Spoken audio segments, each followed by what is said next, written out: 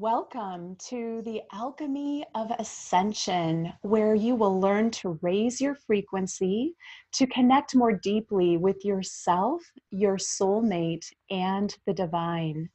Today, I am so excited for this conversation that I'm going to have with the beautiful Cynthia Occelli. But first, please join me in an alignment process.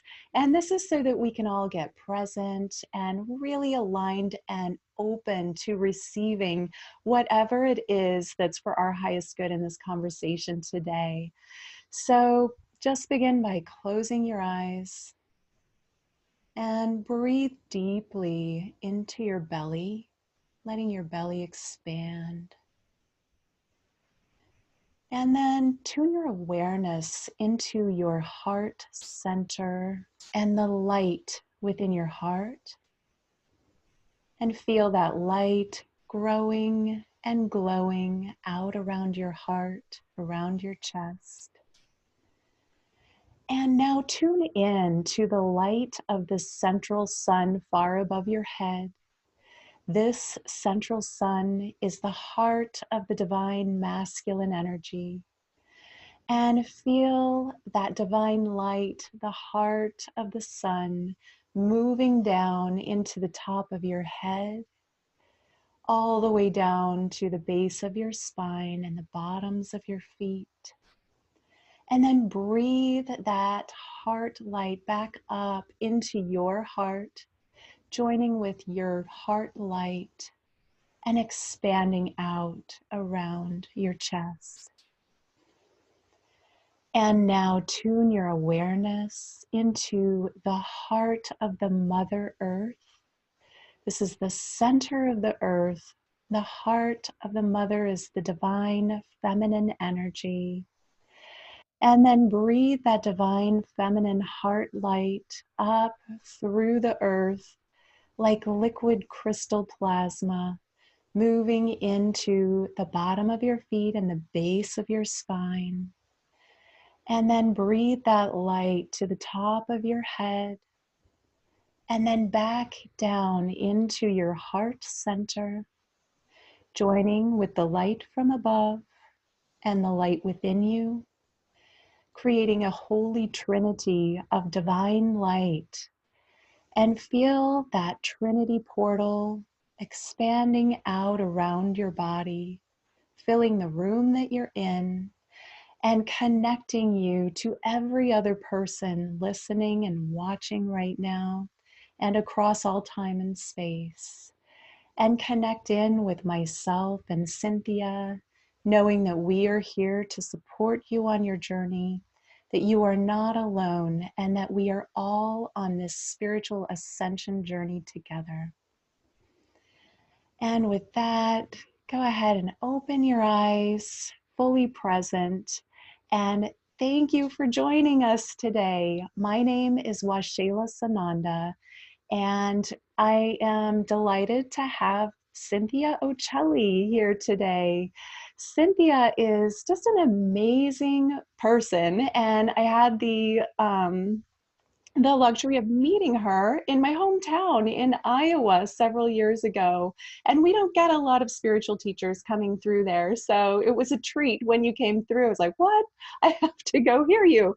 And so Cynthia wrote a book called Resurrecting Venus. And it is a Hay House book. And that's what you were there presenting. And it's an amazing book that I'm excited to get into the topic of that. Cynthia is also a radio host for Unity Online Radio.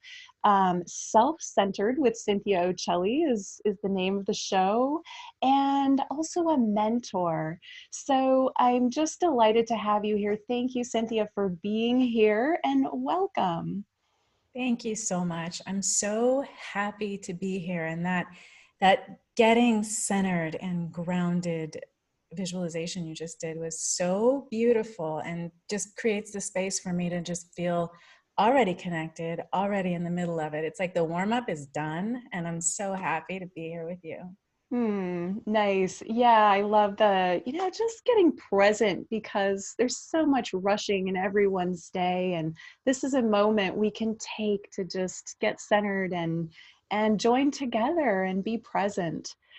I would love for you to share about your work. Now, you have had an amazing life full of really high highs and low lows. I think you've had quite a journey. So, I would love for you to just kind of give us an understanding of what is some of that about? What have you experienced, and how did that lead to where you are now? Sure. I feel like what we go through is very intentional and designed for our highest good, regardless of how it appears and how it feels as we're going through that.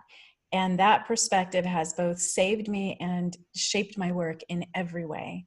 I was born in strife. I had a teenage mom. I was biracial. I grew up in a community and a home that was very racist. I was rejected and sort of didn't get that secure attachment that children need from the beginning, from the day I was born on. And by the time I was a teenager, I was done with it. I was so ready. You know, you're rebelling and you're withdrawing and you're looking for connection. When you don't find it, you're really capable of almost anything. And I dropped out of school in ninth grade, became a welfare mom early as a teen. And I found myself at 19 looking around with this beautiful baby, looking around a garage and saying, is this all there is? And I was terrified because kids in the street, boys who were 15 years older than my son, were dying. And I was realizing that I was perpetuating this downward spiral and that it would carry on if I didn't do something. And it was in that moment that I had the great awareness that there's an energy around us all of the time, that there's possibility, flowing around us all of the time, as are every other sort of energy that we could connect to. I was brave enough, and as my peers and family said, stupid enough to connect with that possibility and believe that there could be something better. And I had no structure, and we weren't living in this age where we can find resources like this and have someone reach out into the darkness wherever we are and give us hope.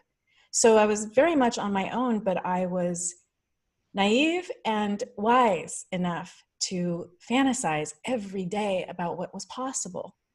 And I would wake up to that fantasy and I would go to sleep to that fantasy. And it was a coping mechanism to get through the misery of the life I was living and the fear I was in. And within 5 years, to make a very long story short, I was no longer living in a garage. I was actually in law school, never finishing high school, never going to an undergraduate education.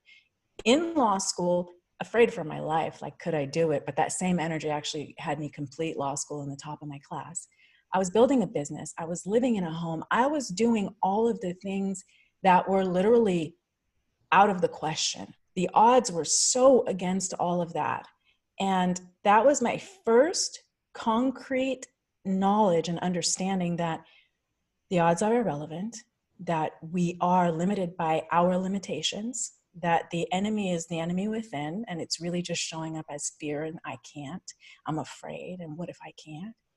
And so I started to know, I went to law school, I became a businesswoman, I got into real estate, but I always knew that my role, my reason, my why was to reach out to others who were in that similar darkness and open the way.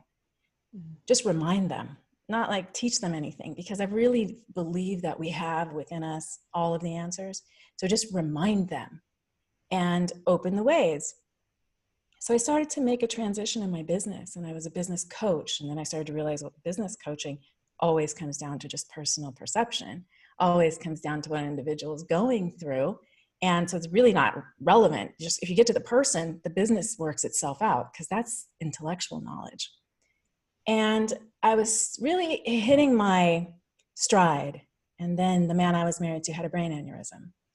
And the rug was pulled out from under me. And I was right back in that scary spot. Single mom this time, 2 kids, $1 million mortgage, Husband survived, but was deeply damaged, needed lots of care, and everything changed in a day. And it was, again, going through the grief, going through the victimhood, going through all the things that we all judge ourselves negatively for and think that people who have it together don't go through. Going through all those ugly, wet, soppy spots, and finally remembering that I was unlimited and that there was a connection that I could make that could transcend and transform anything. And with that same intention, I'm getting sidetracked here because this is all how Resurrecting Venus came to be. It's that feminine energy, it's that creative energy. I was learning to identify it then. And I was able to save my business, create a new career, raise my kids, go on with my life, and be happy again without falling to the bitterness, because we're always confronted with the choice, better or bitter, right? Yeah. And that was the second real transformation in life. And then I'm almost done. That led me to write Resurrecting Venus. I came out into this world. I was very well received. I really felt like, yes, I can handle anything, and I'm with the people, and I'm in the space that I want to be in. And then my mom was diagnosed with terminal cancer, brain tumor. And I was taking care of her. And the mother bond and the mother-daughter chain of pain that often exists, all of that was triggered. So another level to grow through, and another confrontation of the reality that we can survive after losing the people who we thought our survival depended upon.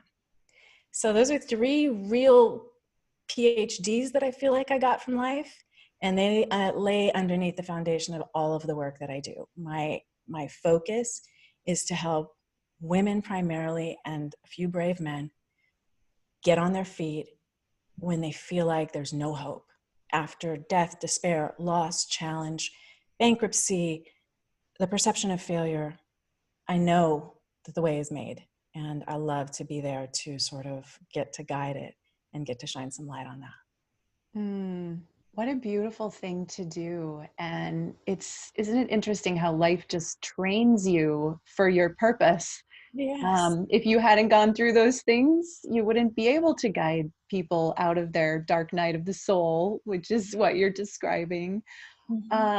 So in your work now, you have a process, right, where you guide people through, I believe you said 5 steps Yes. to recreate their lives. Is that correct? I tend to, most people reach out to me because they resonate with, they feel like they're in a spot, and they don't know if they're going to be able to transcend it, and they don't know how. And they usually have people around them and a media culture that's saying, that's not going to work. It's not for you. You're not whatever enough. That's why you should buy this or that, because you're just not enough is the ultimate message. And so that's when I feel really grateful for all the tragedies that I've been through, because they are evidence that you can transcend nearly anything, and that the things that feel so impossible for you are probable. If they pretty much disagree with the physical laws of reality, we can probably find a way to draw that and bring you into alignment with it. And so a person will come and they will be deep in the throes of something that scares them really badly, and that makes them feel like the future, the uncertainty, and they get sort of this emotional catatonic state. And we move through 5 steps. And the first one is triage, and that is just stopping the damage. We'll get you right where you are. And, we can be really awful to ourselves when we are activated in fear. That is when the inner critic and the voice of fear becomes your soundtrack. Your hands, like both of them, are tied behind your back in that moment. It's really hard to not listen to what is filling up your consciousness all day, every day. And that's when it was really helpful to have something from the outside redirect your mental state, and also reassure your emotions, and then sort of speak to your spirit. And that's where we go with triage. And we work on all of those levels. It's mental, it's physical, it's spiritual, it's emotional. And from there, we'll work on stabilizing and getting I'm a very I wrote Resurrecting Venus. It's a book about the feminine and goddess. And I'm an earth goddess. I'm very grounded. I live in this reality. And one of my greatest achievements and gifts is the ability to take inspired thought and the unrealistic idea, the imagination, the seed of an imagination creation, and bring it to life. So, and the way that I do that is really by tending to the earth. It's about stabilizing. It's that whole root grounding. My show is self-centered. It's not because I'm encouraging you to be like arrogant and selfish. It's like, no, center yourself because you can. Mm. And from there, we go to reframing, recreating, and reestablishing our inner view, restoring our self-image so that we can go and craft an entire new reality that's not governed by the past and that is unlimited.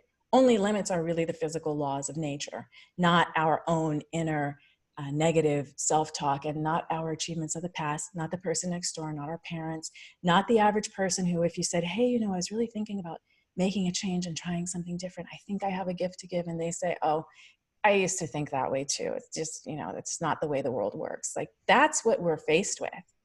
And my work is to create the space for the truth of you to emerge and flow, and then to use the thing that you came to me for as the stepping stone to your greatness. And when you object, then I'll share my story. And by the end of it, you'll see what's possible for you, what you're capable of by looking at what other people have done. Nice. Yeah. I know, you know, like when people are experiencing that low point, it's kind of, that's when it's the hardest to reach out and ask for help a lot of times. How do you get people to open up and believe in that moment when they're, you know, they can't see it for themselves? And we've all been there. There's a readiness that has to be there because, like all things, you can bring them the memories of all of their greatest capacities and abilities, but if they're unwilling to just reach for them, that's where your limitation is. That's where the boundary of where you stop is. And you're never going to magically transform someone's idea.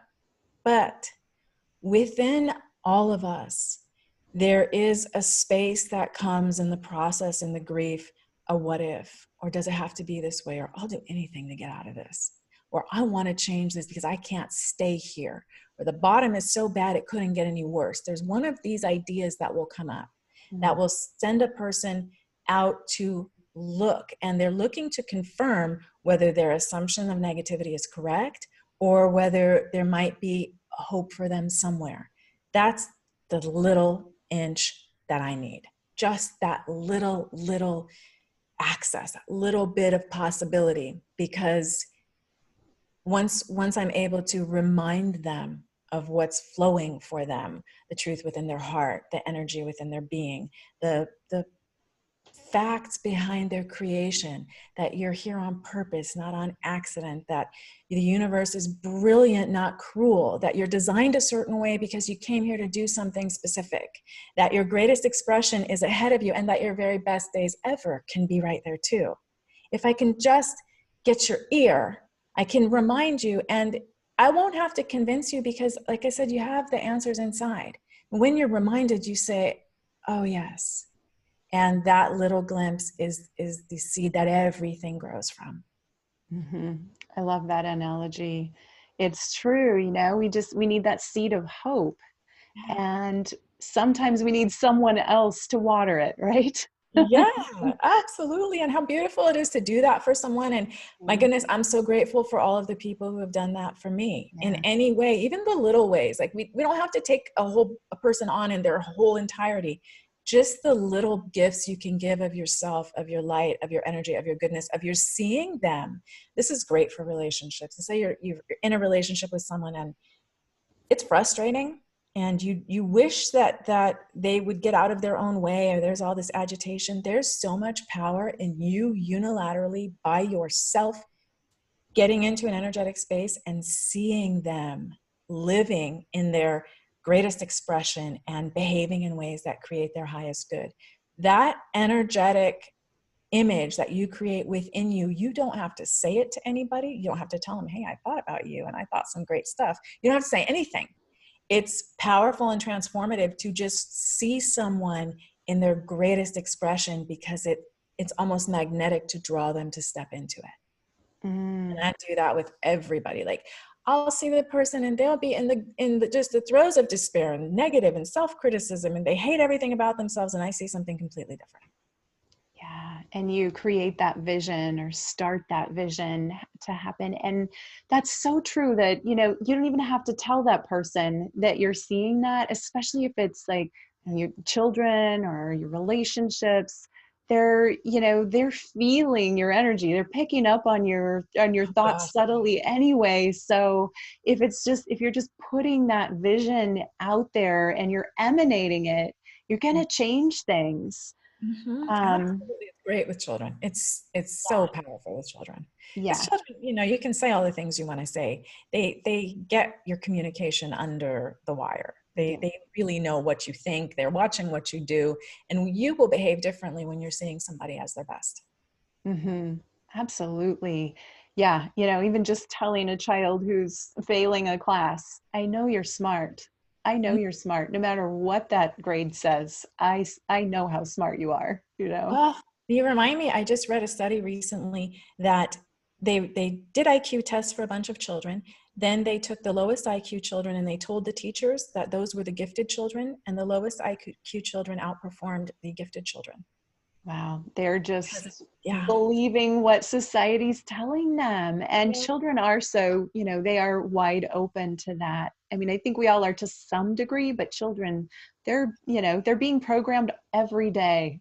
Oh, So yeah. to be conscious of what we're inputting there, so important.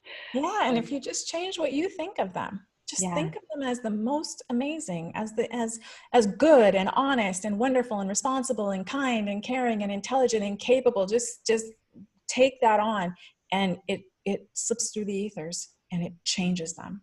Yeah. Yeah, absolutely. And it's true for everybody, even those people that make us angry that we don't want to like, right? Right. We don't want to let them in. Yeah. We can See them just at see their the best, good. then pray for them. And then if they're toxic for you, get far away. Yeah, it doesn't mean you have to hang out, but That's right. Love them right. from a distance. Yeah. So I want to talk about how you envision that when you're living in the garage as a teenage mom on welfare and things aren't looking great. How did you take yourself from that seemingly really dark and low place to 5 years later being in law school? I mean, how, I know you talked about visioning, you saw that life for yourself, you create, it wasn't like you accidentally fell into something, it's more like you intentionally created that, and I want to hear more about that. What's the most striking about that is I did not know that I was intentionally creating anything. I was still young enough that I was a creative writer by nature as a child. I loved story. We weren't in the internet age. We weren't bombarded with stimulus. So we created our own stories and things to be entertained by. And I was an only child, so I had a lot of time to do that. And I had a very flexible and nimble imagination. At the time when I was doing that visioning, because I didn't understand that it had any significance, and I was sort of just doing it to feel better and love the idea of it, I didn't have resistance. I had no resistance. So today, if you go to visualize something and you actually believe that it can come into your reality, oftentimes resistance pops up and says, that's not going to happen because of this, because of that, you're to this doesn't happen, da, da, da, and it's all negated. And so we backpedal, we take a couple steps forward, a couple steps backward, and it takes a long time. I was just unbounded. There was no stakes, no cost, and no limitation. And I would dream with specificity. So I had an idea, and I used to play this scene, and it's a reflection of who I was at the time, but I'll be very transparent. I would dream that I was in this big, beautiful home in Los Angeles, that it had a gate, that I had a housekeeper, and that my son was going to private school, and I would be in my swimming pool and my housekeeper would come out and tell me I had a phone call. I would play that over and over and over again. The design of the house, the private school, the car, the trees, the foliage, the gate, the housekeeper, the outfit, the everything. And I was educated in this vision. I had my own business in this vision. Like, I had a life. And I also had enough play in my life to be able to be in this pool, to be reminded of this phone call. My reality became about 95% of that vision. And what didn't happen was the housekeeper did not have an outfit on. She would tell me that I had to do things, but she didn't bring a phone to the poolside. But I had the house, I had the gate, I had the pool, I had the kid in private school, I had the car, I had the education, and I had the business, and I had a man who loved me. Wow. I had all of that. And I had no vestiges of the hard life, because when I was living in a garage, I was surrounded by gang members and drug dealers and death. And it was not just in a garage in a safe space. It was in a garage in danger. And I was closely associated with that danger. I made friends and hung out with those people. And that was the way, and not to say that those people as in bad people, we were all lost. And that was, and in that being lost, it was dangerous. And so the transition from the one life to the other was literally night and day. And it happened in 5 years. It happened from, I'm 19 in the garage, and I am in my first year of law school at 25. And I'm building my dream home. I am embodying, my son is going to school. I have a real estate license and I'm doing real estate. I am no longer wondering how I'm going to feed my child that day. I'm no longer not eating so my son can eat. Like, it was dramatic. And in the time that I was having those very clear visions, those unresisted visions, those consistent in the morning and at night, wake up and go to sleep to them, so your subconscious is open, I had no idea that it had any real impact. And so later, as now in these years later, in new challenges, and even when I'm not in a challenge, because why do we always have to reach for the stars when we're in the mud, right? Couldn't we look at our lives and always become better and better and sort of raise our baseline so that we become more whole, more happy, more peaceful all of the time, that we're not always just striving to get somewhere other than where we are? Over this course, I realized if I do exactly that now, it has the same impact, because possibility and opportunity and the energy of manifestation and creation is abundant and unchanging and always available. When I haven't been able to access it, it's because I left. In my own consciousness, I left. I fell to the upset of my situation and cut myself off.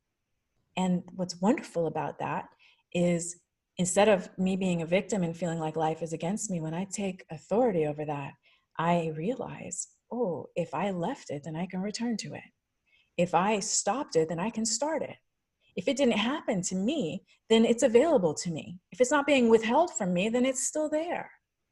And that has been the first step out every single time. And I have one of these lives that it's like, I know that this is the work I'm supposed to do, because the examples are so unbelievable that I actually have people who will write me to get evidence that I'm not lying, because they're just nuts. When I was in Iowa, this last 2-3 years ago, in 2016, I was coming off my mom's grief, real crisis of faith and purpose, wondering if I should do the work that I do, because there's a part inside of us that says, but I try to do so good. Why do such bad things happen? And we're in that space, and it's a space we all pass through, feel very victimized, and it makes sense, it hurts. And I was in that sort of very dark night, and I said, I don't know if I can do this work, because I knew in that moment I couldn't sit here and encourage anybody, because I was devastated. And I thought, I didn't know if maybe this was like the end of it for me. So I asked the universe, give me a sign. And give me a sign that my analytical, legally educated mind can't dismiss as coincidence or nonsense. That 3 days later, Bill Clinton's production team calls. and they say, we want to highlight you as an American success story at the Democratic National Convention. And I say, that's nonsense. You don't understand where I come from.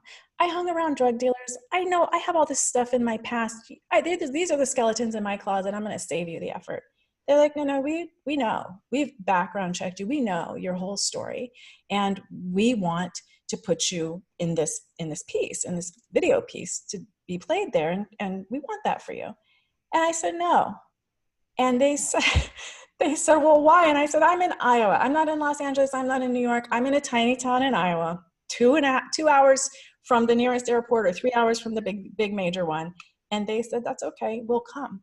And they sent an entire team out and came to that little town in Iowa, your own town, and did that whole interview.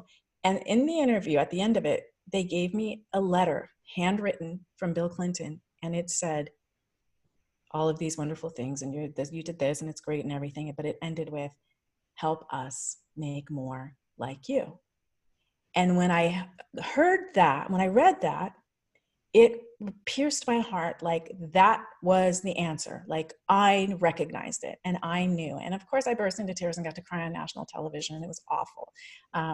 But it was the capturing of that moment. It was not about the letter. I was not like, oh my God, I'm so in love with the president. It was like, oh my God, I just got an answer that fit the criteria that I asked for and gave me a specific instruction. This is my work. And that's when I came back from it. Wow, that's an incredible story.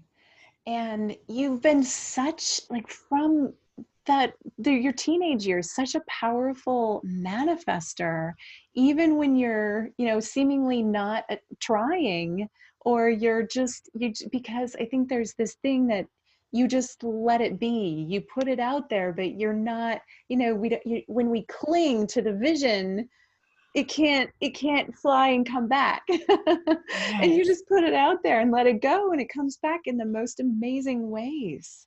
Yes, I would be described as the worst marketer. I am the worst salesperson. I am very inconsistent in all of my stuff, and there's a million things that I haven't done because I didn't want to be in that group or perceived that way or hard sell.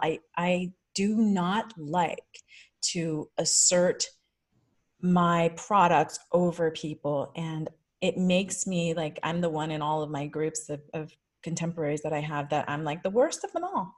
But it works because I trust that if I give this person everything that I can offer them and they give me nothing, it doesn't matter because it's in the flow and it always returns, and it returns in its kind and magnified all the time.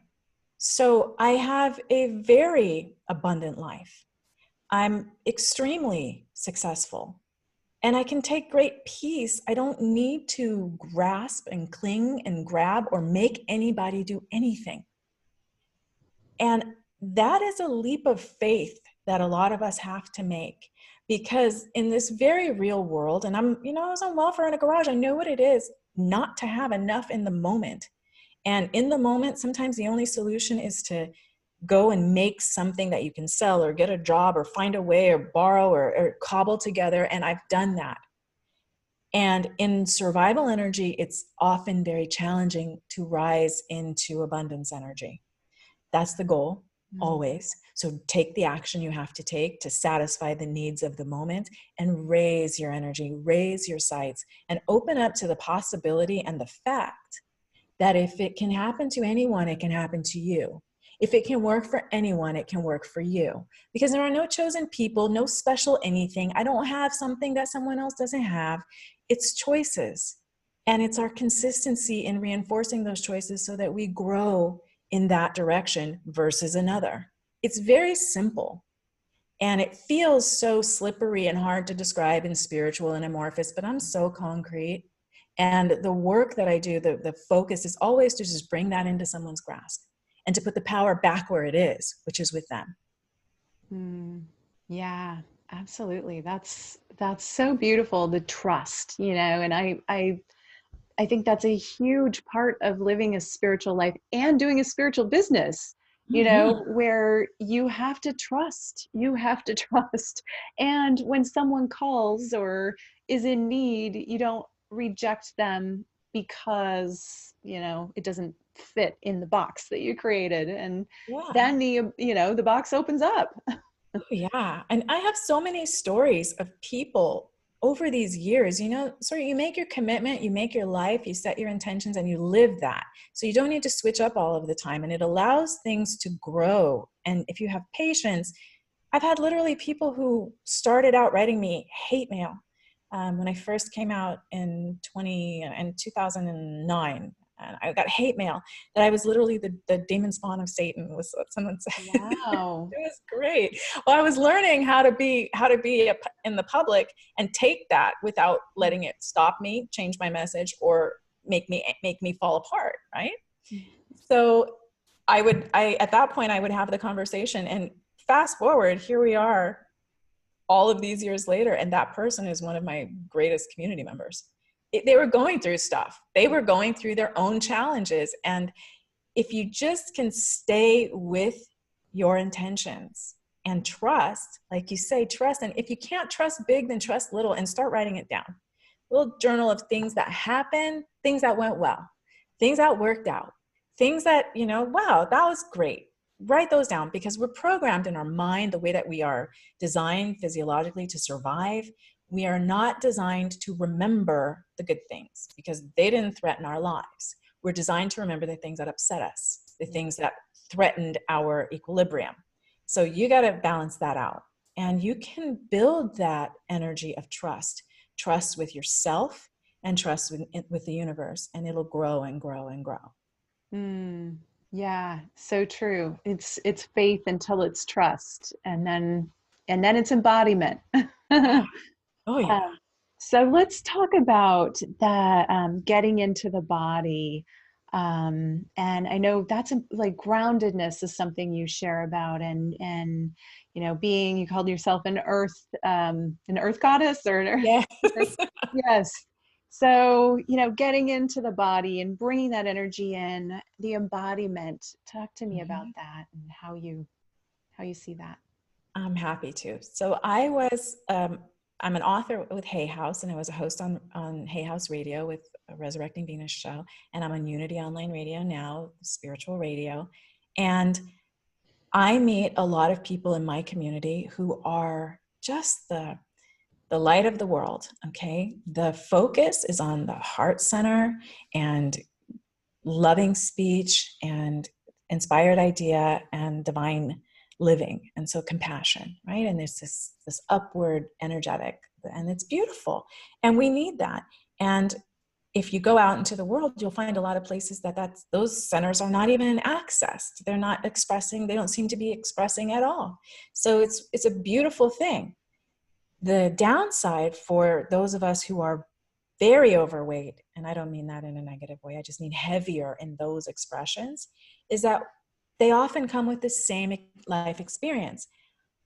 I can't manifest. I have it. I feel it. I love, but I can't bring this into physical expression. I'm not able, for some reason, I can't shift my material reality, or I can't make this concrete. That is solved when you are putting your focus on the centers that we're all conditioned to get away from. And that is your root, your very primal base root energy center, your root chakra. And I say it in lots of different ways because there's when you're speaking to a corporate group, you don't say your root chakra because people are like, bless you. Um, you say, that's in your sense of being grounded and being solid and being entitled to the life that you want. And you say it in different ways. But your base chakra, your sacral chakra, and your power center, solar plexus chakra, are the energy centers where you manifest and into this realm, into the physical realm, the higher energies, where they transmute from thought to form. And if we are so intense about our upper chakra expression, we won't ground. We are like, majestic sequoias floating around the world not rooted into the ground, right? Where they're strong and they stand and they manifest in reality.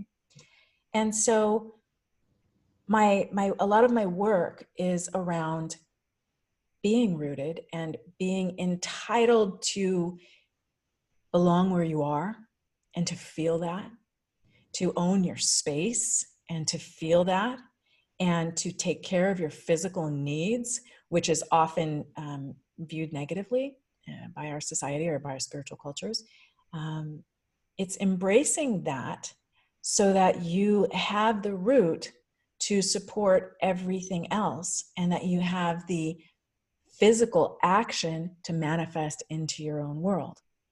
Then in the sacral chakra, it's creativity and embracing your sexuality, embracing your sensuality, embracing your right to pleasure and your right to play and your right to create. All of these things that are either darkly locked away in dark spaces or pushed away as you're lazy if you play, or you're lazy, you're not good if you indulge in pleasure.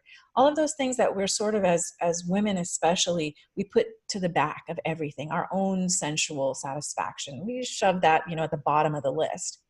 Getting back into allowing yourself to fully express your feminine essence, which brings me to Resurrecting Venus, which brings me to the gift that I'm giving everybody who watches this show. You can opt in and you will get a digital copy of this book, Resurrecting Venus. And it is great. I love it. Thank you. I love to give it away. Oh, I'm so happy to give it away, because this is the book that is primarily focused on that second chakra, primarily focused on you saying yes to you without unapologetically, without needing any permission, without any guilt, and seeing how that will help you birth into life all of your higher creations. And it's just the game changer, because if you have, say you're running well in every area of your life except that one, life has no joy, life has no fun, life has no satisfaction, no fulfillment. The sense of I love this is gone if this center is dark. And without that, what is it all? It's just mechanics. It just doesn't have any impact in your own life expression. So you have that very earthy root, and then you have the flow of the feminine and the watery energy on top of that. And then together, above that is the sun, the internal sun, and your solar plexus, and that is your fire, your power. And if there's anything that I see most often in women who have taken a hit in life, is a sense that they don't have any power, that they don't have worth. And because they have felt that way, they've lost self-trust and self-respect and their self-image. It's all plummeting. And that's a central focus of the work that I do as well, because your perception is your reality, and you are always connected. That center, you are always connected to an infinite source of energy that can transmute anything you're facing. And when we get those three centers alive, activated, and we include them intentionally in our focus, that's when you are able to have financial abundance, to take the book from your mind and get it on a shelf, to take the message and have it disseminated in all the ways that you want, to speak up for yourself at home and to say no when you want to, and to not say yes when you don't want to. It all comes from having those centers connected and alive and taken care of. That is powerful. I love that image of the root, and how we talk about being grounded, but that really gives this like clear understanding of get into those lower three centers and ground yourself there. And that there, it's not an accident that, babies, the life is created from the root, like from the base of the spine. That is the birthing of all creation, of life, of all of it starts there. So it just makes sense. Like, yeah, I know what you mean. Like, there's so many spiritual people that are so up here this is a conversation I've had with a few people already in these recordings, but it can be very hard to even feel your body at all when you're so up here. And it might feel good, and people go up because it's uncomfortable in here, because you got to deal with all this stuff and it's painful and traumatic.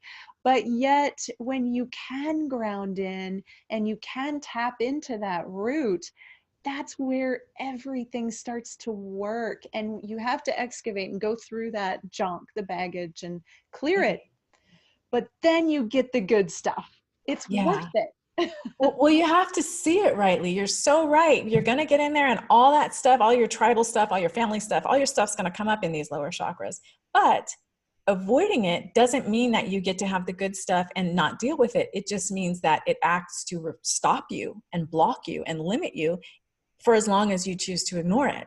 So sooner rather than later, you know? Yeah, and that I can say personally, that happened to me when I was going through my shamanic training, and after um I got really ungrounded for a while, and I got up here and I was not being effective in grounding it, and I had a very upsetting experience of that very thing, of not being able to manifest what I know I'm creating, and it's like, Right?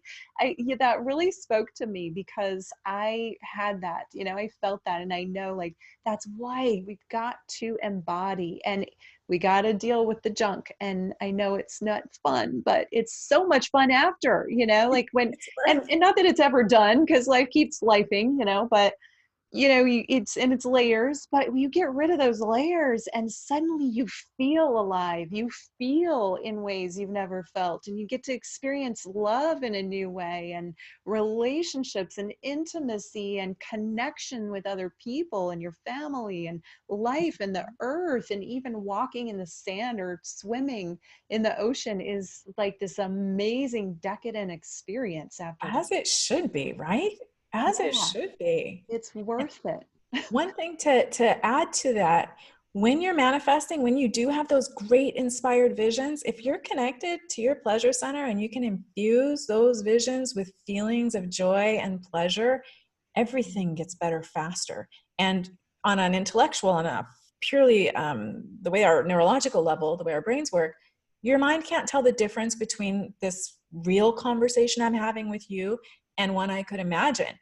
And so the quality of that imagining, I can take myself there, which then creates not only the magnetic pull that I'm creating in energy, but there's a push from me, because what we focus on is what we notice. It's what we take action on. It's what we think about in the down times. It's what we come up with and decide, oh, I would like to do that. So you have the push and the pull coming together, and that vision in you can come together. And I really believe that that is how my life transformed so fast in time. It was that I was in love with it and there were no limitations, and I had the inspired idea, but I was happy in those moments and in love with it.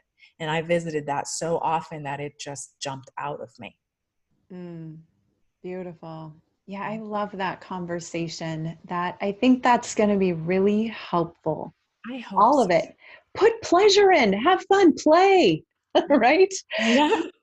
That's what you've talked about, is like when you, right at the beginning, when you were 19, you were playing with your vision. You weren't trying to manifest. And I think that's a big like hack. Like, we try so hard, but what if we just play? You weren't thinking this is actually going to happen. You're like, oh, wouldn't this be fun? It's a game. And then you got it. Right. That's right. And the play also has another filtering effect, that if you're playing with ego things, you won't get the actual joy. When you play in your mind and you play with just shiny things that are temporal and not really going to bring you joy, the charge won't happen. So it's like it takes things off the table, because you could just effort really hard to get, the shiny thing. And then you're there and it's not what you thought it would be. And you get to start all over again and you feel like nothing works. When you're in your vision and when you're loving that vision, there's a truth there, so that you know that when that manifests, you'll feel fulfillment, versus, is this all there is? Another ego trip. Hmm. Yeah, so true. Because some people do, they get to that point of they have everything they wanted and they're like, but I'm not happy. And you know, on the other, on the converse side of that, one of the practices that I've participated in manifesting an object is work on manifesting an object. This is through Dr. Joe Dispenza courses, but on manifesting something that's not important to you. Like it's not like something that you have resistance toward. Mine was a sticky toed frog. And after several months, I'd totally forgotten that I had worked on this. It showed up in my bathroom, the sticky toed frog, that I'd be like, what? There it is. And I had such delight. I have a YouTube video on it because I was so delighted at this frog in my bathroom. I was ecstatic. It was as if, you I know, love like that. the car I always wanted had shown up. You know, there was so much joy in it. Not because I wanted a frog, but it's like I created that, you know? That's amazing. I love that. Yeah, I'm still awestruck. No matter how many times, it's always just amazing.